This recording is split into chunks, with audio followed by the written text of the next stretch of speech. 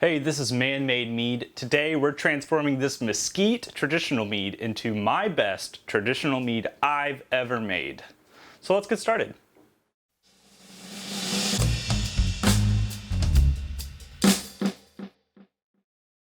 The base recipe for this mead is right there. Now, I made this Mesquite Blossom mead about 4 months ago. Actually, I think about 2 or 3 days from 4 months ago.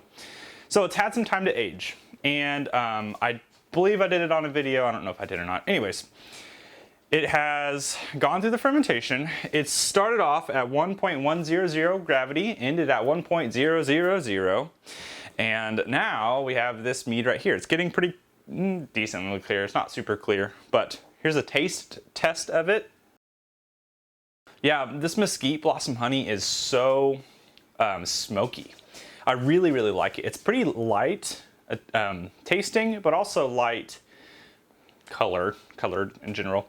It has very like the floral notes are there, but I'm getting a very smoky, woody taste from it. The mead itself is actually also pretty light. There's not a lot of burn from the alcohol in general. Like there's some on the end of the palate, but it's pretty light itself. There's not a lot of flocculation on it in general. It is pretty good, and I want to make it even better. My idea to make this better is to use actually a different kind of honey. I like the Mesquite Blossom honey, but I recently got a hold of some buckwheat honey. Now this is not the container the buckwheat came in. I bought a big pail of it, so I just poured some into here. But check out how dark this honey is. That stuff is, I mean, it's like pitch black. It's almost as dark, or probably darker than the avocado blossom honey I've used in the past. And the aroma on this is insane to me. It smells like molasses, like a beer. It has a very caramel, or a little of a caramel note, but more molasses-y. Very earthy.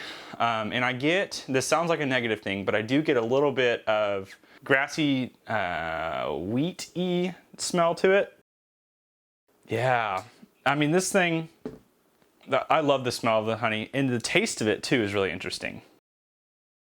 Yeah, it is so malty. It tastes like a legit, if you were using dark malt extract for a beer, that's pretty much what this tastes like. It's really interesting, very complex. I am going to be back sweetening this mead with this honey, and I think it's going to be, the contrast between the two are going to be really good. So the way I'm going to do this, not super scientific, I am going to flavor to taste essentially, and then I'll tell you how much honey I've used. The big thing, one of my escapades, like I said before, is I am trying to get better at making traditional meads, and I think that everyone should, because traditional meads are not necessarily the base of all mead making, but it is important that you're able to make a good traditional mead. It's also good that you're able to make meads with fruits and spices and all those things. But I do want to better myself in making a traditional mead. So let me add my honey in, and then I will tell you how much I've used.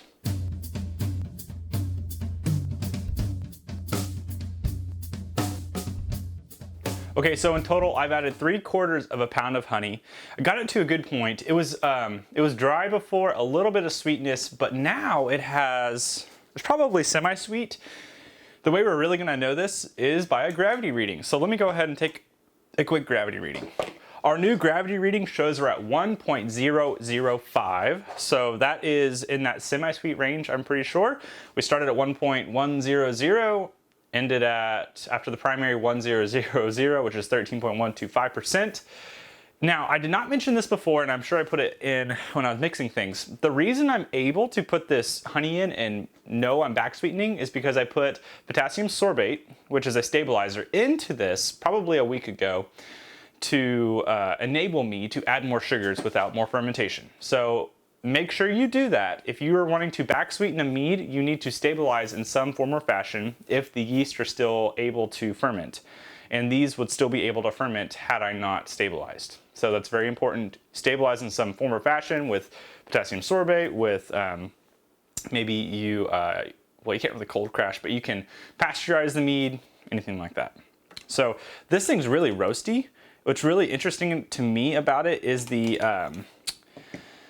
not only do we get the smokiness from that mesquite honey, but there's also a little bit of a mintiness I'm getting, kind of. This buckwheat honey provides that maltiness. It changed the mouthfeel quite a bit. It has a different texture, and that's really interesting to me. It's more full-bodied. It also has some sweetness too, because we just added honey to make it sweeter. That's fantastic. I really like that. Not too sweet, not too dry, right in the middle.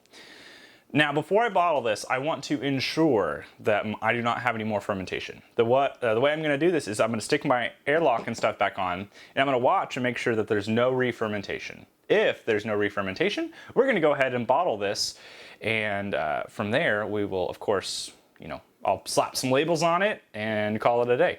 So let me let this sit, make sure there's no fermentation, and then we'll bottle it. Okay, it's time to bottle. So I'm filling up every single bottle with an auto siphon and a bottling wand on the end of that. And of course you go from a higher to a lower point so that gravity will help you. After I finish bottling, I'm going to go ahead and cork everything and cap everything like I'm doing here, and then put my labels on, which look like this. And then I will be taking and putting a shrink wrap on the top of every single one of these bottles, which kind of looks like that.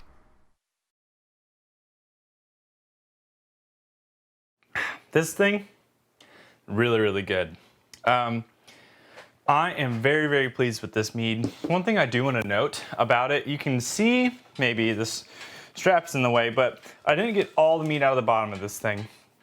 And that's namely because there's some sediment from the buckwheat honey that I'd used. That buckwheat honey had, it's got the, okay, I'll say this. It just had things in it, because it's unfiltered and all that, it's real honey, I should say. It has things in it that are more mass than they are sugar. So there's just like some extra stuff down here. But the buckwheat honey is really, really good. I am definitely all about this mead. I have a bunch of buckwheat honey to use, and so I'll be creating a buckwheat traditional, but I do like the idea of mixing these things around. So as you just saw, I did all the bottling and things. I ended up with 16 wine bottles, 375 milliliter wine bottles, a couple Grolsch beer bottles, and then just 2 regular beer bottles. So quite a bit of mead. I did the wine bottles because they take up a little more space. But this is my end product. Super, super pleased with it. And I hope you've enjoyed this. Making a traditional is something that can be kind of hard to do. If you are making a traditional from the beginning without, I should say this. If you're making a traditional at all, you need to add nutrients into the primary, because that primary is when the bulk of the fermentation happens, and therefore if you don't have nutrients, your mead doesn't ferment well, and then you end up with a bad product. So try making a traditional. Maybe try making a traditional with multiple kinds of honey, because that's really makes it more complex, I should say. So I hope you've enjoyed this.